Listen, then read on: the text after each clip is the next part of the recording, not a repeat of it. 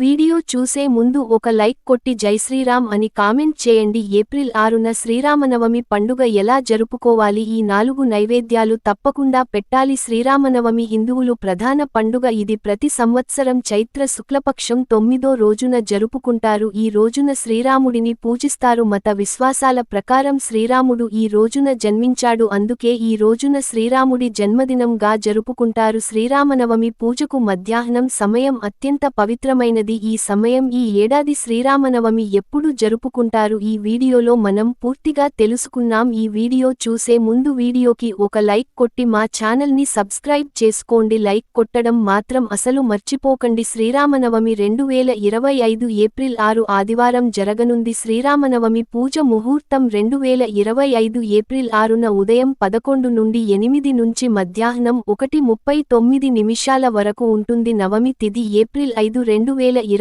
రాత్రి ఉదయం 7:26 గంటలకు ప్రారంభమవుతుంది. నవమి తిథి ఏప్రిల్ 6, 2025 రాత్రి ఉదయం 7:22 గంటలకు ముగుస్తుంది. శ్రీరామనవమి పండుగను శ్రీరాముడు జన్మదినంగా నిర్వహించుకుంటారు. ఈ రోజున భక్తులు సరైన ఆచారాలు అనుసరించి శ్రీరాముని పూజిస్తారు. ఈ సందర్భంలో చాలా చోట్ల శ్రీరామ కథను వినే సంప్రదాయం ఉంది. శ్రీరామనవమి రోజున కూడా కొందరు ఉపవాసం ఉంటారు. ఈ రోజున ఉపవాసం ఉండటం వల్ల ఆ వ్యక్తి కుటుంబానికి ఆనందం, శ్రేయస్సు లభిస్తుందని చెబుతారు. శ్రీరాముడి జన్మస్థలమైన అయోధ్యలో ఈ పండుగను భిన్నమైన వైభవం కనిపిస్తుంది. శ్రీరామనవమి పర్వదినాన్ని పురస్కరించుకొని సుదూర ప్రాంతాల నుంచి వ్యక్తులు అయోధ్యకు వచ్చి సరయు నదిలో పుణ్యస్నానాలు ఆచరించి తర్వాత శ్రీరాముని ఆలయాన్ని సందర్శిస్తారు. ఈ పవిత్రమైన రోజున రామభక్తులు సీతారాముల కళ్యాణాన్ని తిలకించి శ్రీరామచంద్రమూర్తిని భక్తిశ్రద్ధలతో పూజిస్తారు. పరమ పవిత్రమైనటువంటి శ్రీరామనవమి పండుగ ఎలా జరుపుకోవాలి ఈ వీడియోలో పూర్తిగా తెలుసుకుందాం. ఈరోజు ఈ వీడియోలో మనం శ్రీరామనవమి పండుగ ఎలా జరుపుకోవాలి, శ్రీరామనవమి పండుగ రోజు ఎటువంటి మంత్రాలు పారాయణం చేయాలి, ముఖ్యంగా శ్రీరామునికి ఏ నైవేద్యాలు సమర్పించాలి, ఏ రంగు వస్త్రాలను ధరించాలి, ఎటువంటి పూలతో సీతారాములను పూజించాలి, ఏ పనులను చేయాలి, ఏ పనులను చేయకూడదు ఇప్పుడు ఈ వీడియోలో మనం పూర్తిగా తెలుసుకుందాం. ముఖ్యంగా శ్రీరామనవమి పండుగ రోజు బ్రహ్మ ముహూర్తంలోనే నిద్రలేవాలి. అంటే సూర్యోదయాన్ని కంటే కాస్త ముందు నిద్రలేచి చక్కగా కాలకృత్యాలు తీర్చుకొని ఇల్లు వాకిలి శుభ్రం చేసుకొని స్నానం చేయాలి. స్నానం చేసేటటువంటి నీళ్లలో తప్పకుండా కొంచెం గోమూత్రాన్ని కలుపుకుంటే చాలా మంచిది. అదే విధంగా తెల్లని గన్నేరు పువ్వు కావచ్చు, లేకపోతే తెల్లని నందివర్ధనం పుష్పం కావచ్చు, ఏదో ఒకటి తెల్లని పువ్వును నీళ్లలో వేసుకొని కుదిరితే ఒక తులసిదళాన్ని కూడా నెలలో వేసుకొని చక్కగా తల స్నానం చెయ్యాలి. స్త్రీలు పురుషులు అందరూ కూడా తలస్నానం చేసి ఆ తర్వాత తప్పకుండా కాషాయపు వస్త్రాలను ధరిస్తే చాలా మంచిది. ఎరుపు రంగు వస్త్రాలను ధరిస్తే కూడా చాలా మంచిది. ఎందుకంటే శ్రీరామచంద్రుడే వంశానికి మూలపురుషుడు కాబట్టి, సూర్యదేవుడు వాళ్ళు సూర్యవంశపు రాజులు కాబట్టి శ్రీరామచంద్రుడు ప్రతినిత్యం కూడా సూర్యదేవుడికి నమస్కారం చేయకుండా తన దినచర్యను ప్రారంభించేటటువంటి వాడు కాదు. అరణ్యవాసంలో కూడా శ్రీరామచంద్రమూర్తి ప్రతినిత్యం సూర్యుడికి రాజ్యం సమర్పించేవాడు, ఆదిత్య హృదయ మంత్రం పట్టించేవాడు కాబట్టి సూర్యదేవుడికి ఇష్టమైనటువంటి రంగు ఎరుపు రంగు కాబట్టి ఆ ఎర్రని వస్త్రాలను ధరిస్తే చాలా మంచిది.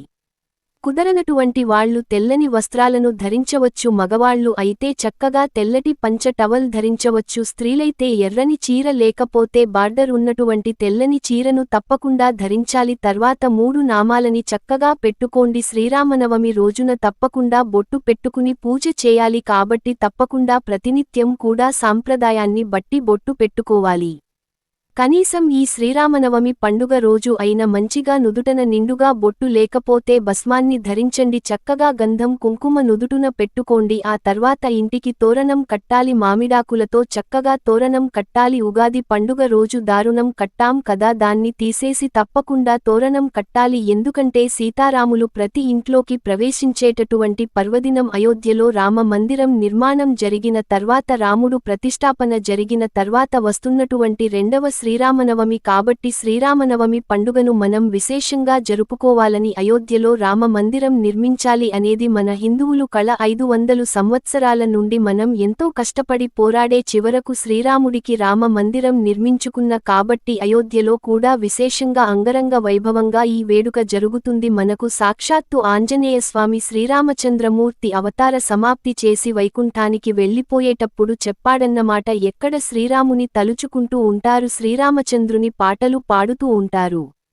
అక్కడ ఆంజనేయ స్వామి చేతులు జోడించి భాష వారి పరిపూర్ణ లోచనం అంటే ఆంజనేయ స్వామి ఆనంద బస్పాలను కన్నీళ్లు కారుస్తూ శ్రీరామ శ్రీరామ అంటూ ఆ ఇంట్లోనే కూర్చుంటాడు. ఆంజనేయుడు ఆ ఇంటి దరిదాపుల్లోకి రాక్షసులు రాకుండా దుష్ట శక్తులు రాకుండా రక్షిస్తాడు. ఆంజనేయ స్వామి మన ఇంట్లో ఉన్నట్లయితే వాస్తు దోషాలు ఉండవు, మనకు నరదృష్టి ఉండదు, నర పీడ ఉండదు, సకల దేవతలు ఇంట్లో ప్రవేశిస్తారు. కాబట్టి తప్పకుండా సీతారాములు ఫోటో ఒకటి తెచ్చి శ్రీరామనవమి పండుగ రోజు పెట్టుకోండి. మీ ఇంట్లో ఉండే సీతారాముల చిత్రపటం ఆ ఫోటోకి చక్కగా పూజ చేసుకోవచ్చు. ఇంతకీ పూజ ఎలా చేయాలంటే ముందుగా మహాగణపతిని ప్రార్థన చేయండి. గణపతి మీద ఒక పుష్పాన్ని పెట్టి నమస్కారం చేసుకుని ఆ తర్వాత చక్కగా దీపాలు వెలిగించండి. 3 ఒత్తులు వేసుకుని ఆవు నెయ్యితో కావచ్చు, నువ్వుల నూనెతో కావచ్చు, కొబ్బరి నూనెతో కావచ్చు దీపాలు వెలిగించండి. గంధము కుంకుమ బొట్లు పెట్టి ముఖ్యంగా స్వామివారికి తులసి దళాలతో పూజ చేయాలి. స్వామి విష్ణుమూర్తి స్వరూపం కాబట్టి తులసి దళాలు శ్రీరామనవమి రోజున సీతారాములకు సమర్పిస్తే ఆ స్వామి తప్పకుండా మనల్ని అనుగ్రహిస్తాడు. ముఖ్యంగా ఎర్రటి పూలతో స్వామిని పూజ చేస్తే స్వామి తొందరగా అనుగ్రహం కలుగుతుంది. ఎర్ర గులాబీలు లేకపోతే ఎర్రని మందారపు పుష్పాలతో స్వామిని పూజించాలి. ఆ తర్వాత నైవేద్యం ఏం పెట్టాలంటే ముఖ్యంగా శ్రీరామనవమి పండుగ రోజు పానకము, వడపప్పు, అదే విధంగా పరమాన్నం, తీపి అన్నం అంటే స్వామివారికి చాలా ఇష్టమైన దద్దోజనం, పానకం, వడపప్పు, ముఖ్యంగా బెల్లం, పరమాన్నం, దద్దోజనం ఈ స్వామికి నివేదన చేయాలి. స్వామికి నివేదన చేసిన తర్వాత చక్కగా ధూపం సమర్పించండి. అగరవత్తులు వెలిగించుకొని స్వామికి పూజ చేయాలి.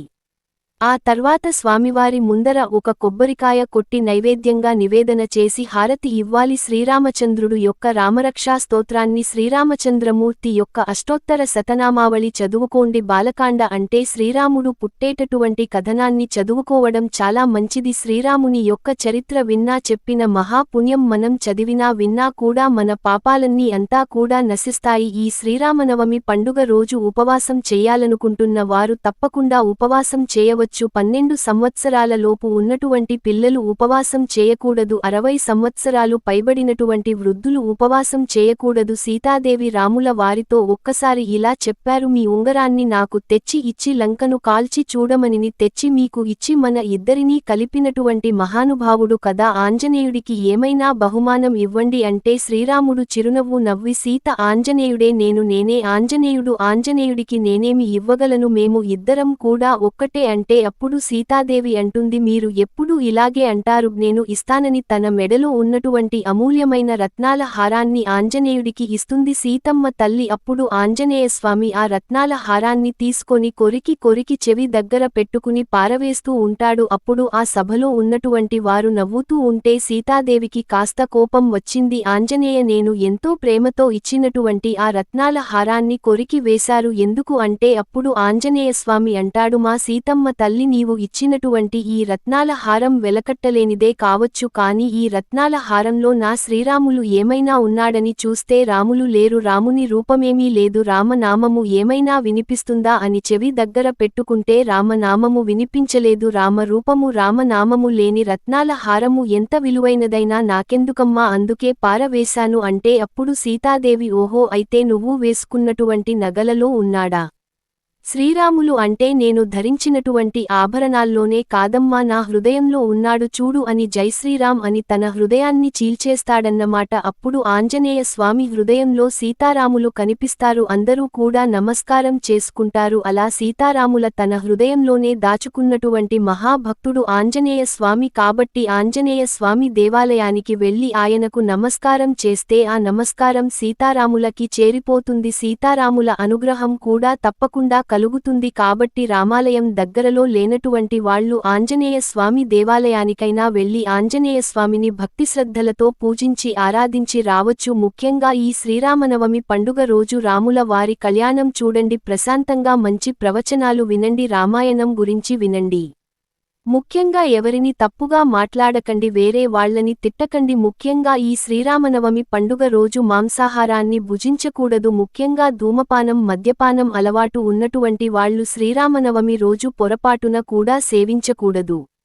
దంపతులు తప్పకుండా రాత్రి బ్రహ్మచార్యాన్ని పాటించాలి. స్త్రీ కలయిక అనేది పూర్తిగా నిషిద్ధం. ముఖ్యంగా సాయంకాల వేళలో ఇంటి దగ్గర 5 దీపాలు వెలిగించండి. పూజ మందిరంలో 2 దీపాలు, సింహద్వారం దగ్గర అంటే మెయిన్ డోర్ దగ్గర 2 దీపాలు, తులసి కోట దగ్గర 1 దీపం వెలిగించండి. 500 సంవత్సరాలు తర్వాత రామ మందిరం నిర్మాణం జరిగింది, రామ ప్రతిష్టాపన జరిగింది. 5 దీపాలు వెలిగించి చక్కగా శ్రీరామచంద్రమూర్తిని ప్రార్థించండి. శ్రీరామనవమి పండుగ రోజు సులువుగా ఇంట్లోనే శ్రీరాముని పూజ చేయండి. చక్కగా సీతారాముల పూజ చేసుకోండి. శ్రీరామరక్ష సర్వ జగత్తు రక్ష. మన అందరికీ సీతారామ లక్ష్మణ సమేత వీరాంజనేయ స్వామి పరిపూర్ణ అనుగ్రహం, అష్టైశ్వర్యాలు, ఆయురారోగ్యాలు కలగాలని మనస్ఫూర్తిగా కోరుకుంటూ మీ అందరికీ శ్రీరామనవమి పండుగ శుభాకాంక్షలు. ఈ వీడియో నచ్చితే లైక్ చేసి మా ఛానల్ని సబ్స్క్రైబ్ చేసుకొని మీ ఫ్రెండ్స్ అండ్ ఫ్యామిలీ మెంబర్స్కి షేర్ చేసి మీకున్న ధర్మ సందేహాలు గురించి తీసి రమ్మని కామెంట్ చేయండి.